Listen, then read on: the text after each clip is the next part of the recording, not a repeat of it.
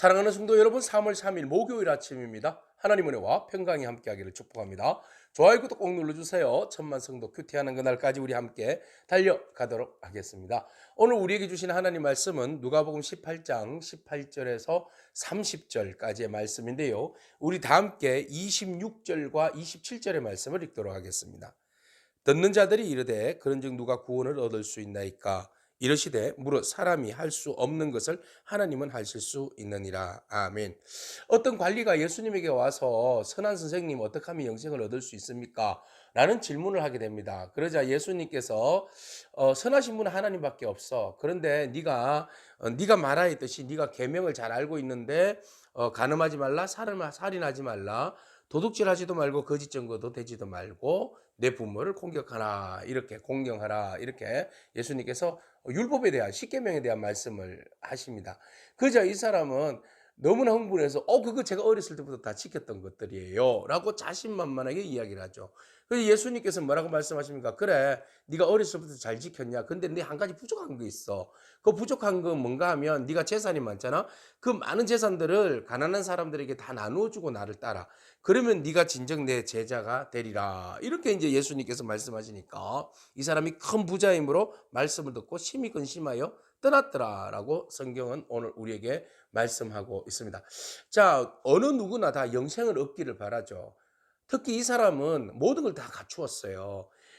율법도 자기가 어렸을 때부터 잘 지켰고, 또 율법뿐만 아니라 그에게는 또 재산이 참 많았어요. 그러니까 어, 그 유대 사회에 그 재산은 하나님의 축복이라고 보았기 때문에, 그래서 이 사람은 하나님의 그 축복을 많이 누리고 또 어렸을 때부터 이 십계명에 대하여서 아주 철저하게 지키는 그런 사람이었다는 거죠. 그러니까 뭐 이제 나는 예수님에게 좀 이제 뻐기고 싶은 거죠. 나는 이 모든 것들을 완벽하게 갖추었으니까 저는 이제 영생을 얻을 수 있지 않겠습니까? 라는 자신만만한 이야기를 듣고 싶었던 거죠. 하고 싶었고.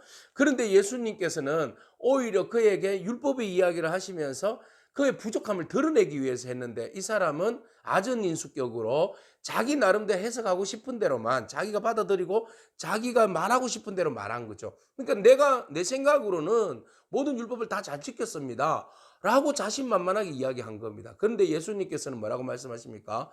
그가 진정으로 율법을 아전인수격으로만 해석해야 했지 율법의 뜻을 온전히, 하나님의 말씀 십계명을 온전히 지키지 않았다는 것을 예수님께서 지적하고 계시는데, 그게 바로 무엇입니까? 그에게 제일 약점.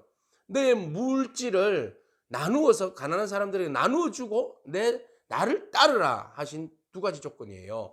여기에서 앞에서 물질을 나누라 하는 것은 무슨 의미입니까? 너에게 하나님께서 물질을 청지기로 주셨으니 그것을 가지고 이웃을 돌보고 사랑하는데 베풀어라라는 말씀이에요. 그러니까 이웃을 사랑하라는 말씀이죠. 그 다음에 나를 따르라는 것은 주님, 하나님을 따르라는 거잖아요.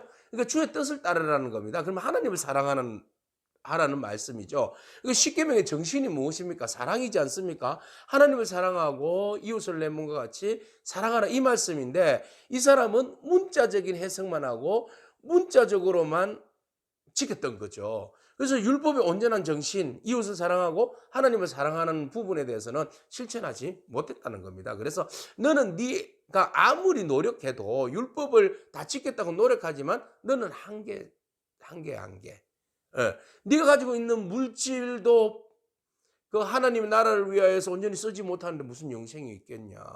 진정으로 영생을 얻으려면 물질을 다 허비해서 나눠주라는 의미가 아니라 그 안에 뭐예요? 진정으로 네 물질이 있는 곳에 이웃과 더불어서 함께 나눌 수 있는 그 사랑의 마음, 내 사람을 사랑하는 마음, 그리고 영생을 향한, 하나님을 향한 마음, 그 마음이 있어야 되는데, 이 사람은 영생에 대한 욕심에다가 플러스 알파 세속적인 탐욕을 내려놓지 못한 한계성을 가지고 있었다는 겁니다. 그래서 예수님께서 그 한계적인 상황을 뛰어넘어야 된다는 거죠. 왜냐하면 마지막 선택의 상황에서 내가 물질을 선택하고 주님을 버릴 수 있기 때문에 그래요. 그래서 우리가 주님을 진정 사랑하는 것, 모든 것들 중에서 가장 우선적으로 생각해야 할 것이 무엇인지를 우리가 생각해 봐야 한다는 겁니다. 그래서 그 어떤 물질도 주님보다도, 하나님 나라보다도, 영생보다도 앞설 수는 없는 거죠. 그래서 무엇이 우선순위인가? 네. 그래서 주님은 재물은 소유가 아니라 관리다, 관리. 이것을 지금 말씀하고 계시는 거예요. 그러니까 이 사람은 재물을 소유라고 생각했기 때문에 소유를 내려놓지 못하는 거죠. 그러나 주님은 재물은 관리다. 그것을 가지고 하나님 나라를 위하여서 함께 섬기고 나누는 데 집중해야 한다. 이렇게 말씀하는 겁니다. 오늘 우리가 재물이 참 많았으면 좋겠습니다. 저도 그렇고 여러분들도 그렇고. 그런데 그 재물을 가지고 우리가 어떻게 소유만 하는 것이 아니라 하나님 축복해 주신 것들에 대한 우리의 소유로 끝나는 것이 아니라 그것을 가지고 어떻게 관리를 잘 할 것인가에 대한 관심과 믿음이 저와 여러분 가운데 있기를 축복합니다. 자, 이렇게 되니까 관리가 너무 고민하니까 예수님께서 제자들에게 그런 이야기를 하시죠. 부자가 그 하나님 나라에 들어가기는 참 힘들어. 예, 마치 낙타가 바늘기에 들어가는 거하고 바늘기에 들어가는 것이 오히려 더 쉬워. 부자보다. 부자가 천국 가는 것보다. 이렇게 이제 말씀하신 거예요. 그러니까 부자가 여러분 낙타가 바늘기에 어떻게 들어가겠어요? 너무너무 불가능한 일이잖아요. 근데 오히려 그게 부자가 천국 가는 것보다 쉽다고 말씀하시는 거예요. 그만큼 우리가 재물이 있고 부유함이 있으면 그것을 잘 관리하는 것이 너무너무 중요한데 그 관리하는 것이 곧 우리가 우리의 뜻과 우리의 힘으로는 잘 안 되는 거죠. 만약에 부자가 자기의 재물과 그 모든 것들을 다 나눠주고 주님을 따랐다고 해보세요. 그런들 진정으로 그가 행동으로는 그렇게 옮겼지만 진정으로 그의 마음에 평안이 있겠습니까? 하나님에 대한 그 사랑과 그 헌신이 그 마음에서 우러나겠습니까? 예? 물리적인 어떤 결단은요, 그것이 하나님의 구원과 하나님의 그 뜻 가운데 순종함에 이르지 못하는 거죠. 그래서 예수님께서 그런 말씀을 하시는 거예요. 뭐라고 이야기하는가 하면, 말씀하시는가 하면, 제자들이 그런 이야기를 했죠. 누가 그러면 구원을 얻을 수 있습니까? 참 구원받는 사람 참 구원받기가 힘드네요. 영생을 얻기가 힘드네요. 그러니까 예수님께서 27절 이르시되 무릇 사람이 할 수 없는 것을 하나님은 할 수 있다. 그러니까 구원의 문제는 누가 하는 거예요? 하나님이 하시는 거예요. 우리가 물질을 내려놓고 물질을 어떻게 한다고 해서 구원이 주어지는 것 아니다. 이 사람이 비록 물질을 다 가난한 사람에게 나눠줬다 할지라도 진정으로 구원과 영생은 하나님께서 주시는 선물이다. 하나님이 우리의 마음을 바꾸시고 기경하시고 하나님께서 우리에게 은혜 주시고 우리로 하여금 주님을 사랑할 수 있는 마음을 주시고 그 사랑하는 마음이 우리 안에 모두가 전부가 될 때에 우리에게 나에게 있어서 제일 크게 느껴졌던 물질과 명예와 그 어떤 것들도 주님이 너무 크니까 상대적으로 그것들은 나에게 작아지고 그것이 우선이 되지 않는다는 겁니다. 오늘 하나님의 은혜가 먼저 우리 가운데 충만하기를 축복합니다. 우리가 간구하고 기도해야 할 것은 하나님 은혜가 내 안에 넘치도록 주님의 은혜가 내 안에 있어서 그 은혜로 인하여서 구원의 그 은총이 나에게 샘솟는 기쁨으로 오게 해달라고. 그래서 예수 그리스도로 인하여서 내가 하나님 나라의 소망을 품고 있다는 이 사실이 나에게 있어서 내 생에 있어서 가장 귀하고 복되고 가장 우선적인 순위가 되게 해달라고 기도하기를 축복합니다. 그럴 때 여러분 물질도 명예도 생명도 권력도 명예도 우리가 뛰어넘을 수 있게 되는 것이지요. 자, 예수님께서 우리에게 이 참 무거운 질문을 우리에게 했어요. 그러자 제자들이 우리는 이 모든 것 다 버리고 따르지 않았습니까? 라고 이야기하자 예수님께서 또 말씀하시죠. 나를 위하여서 하나님 나라를 위해서 집이나 전토나 아내나 형제나 부모를 버린 자 그 사람이 복된데 현재의 여러 배를 받고 내세에는 영생을 받지 못할 자가 없느니라. 예수님께서 더한 것을 요구하시는 거예요. 그러니까 주님을 사랑하면 무엇보다도 더 나의 아내와 자식과 형제와 그 어떤 것보다 재물보다도 더 주님을 사랑할 수 있냐? 이 질문입니다. 그렇게 될 때 현세에서 배나 받고 또 영생을 얻는다 이렇게 말씀하시죠. 현세에서 배나 받는다. 그러면 형제도 배로 받고 아내나 부모도 배로 받는 겁니까? 아닙니다. 가치의 변화예요. 가치의 변화.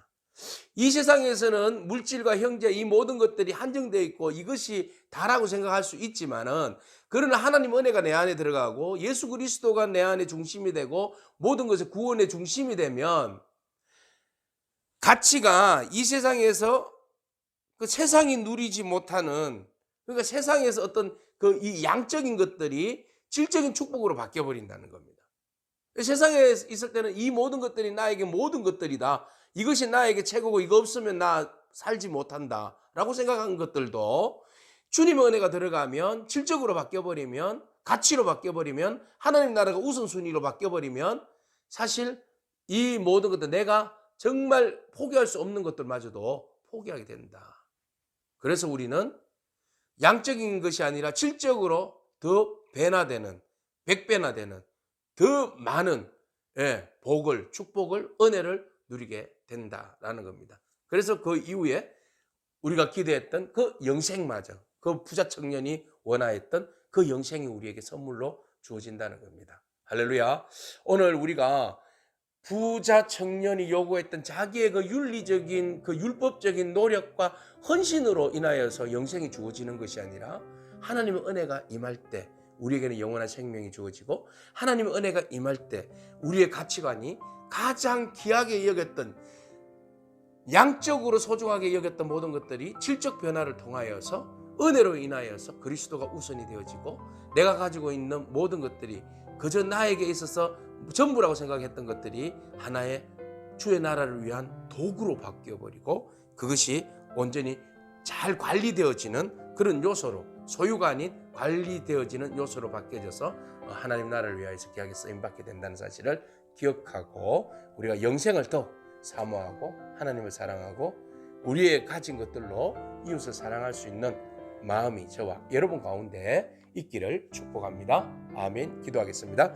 주님 감사합니다. 제물로 하늘 상급을 쌓고 영생의 주님을 따르는 삶을 살기를 원합니다. 하나님 그러나 우리의 의지와 우리의 노력으로는 도저히 결단할 수도 없고 포기할 수도 없는 그런 일들입니다. 주의 성령님이 우리 가운데 임하시고 주의 은혜가 우리 가운데 충만하게 임하게 하셔서 하나님 세상의 그 어떤 가치보다도 주님을 최고의 가치로 여기고 주의 나라를 위하여서 쓰임받는 것이 이 세상에서 가장 귀한 것임을 알고 우리가 다른 것을 다 내려놓고 최고의 가치이신 예수 그리스도를 나의 삶의 전부임을 고백하며 믿고 따르는 저희들의 삶이 될 수 있도록 축복하여 주옵소서.